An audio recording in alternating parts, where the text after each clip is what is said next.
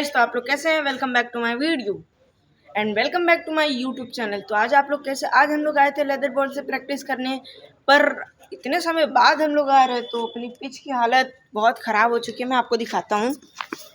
तो ये गाइस हमारे पिच की हालत हो चुकी है, क्या से क्या हो गए। देख सकते हैं गाइस, खेलने लायक जगह ही नहीं है।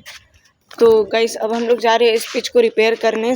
गाइस हमारे पिच पर जो पानी है वो हमने स्प्रेड कर दिया, छिड़क दिया है। अब बाकी ये सब पीछे कूड़ा उठाने की, तो वो सब फिर देख सकते हैं। अब हम लोग जा रहे हैं अपने पिच के पीछे वाले एरिया को साफ करने।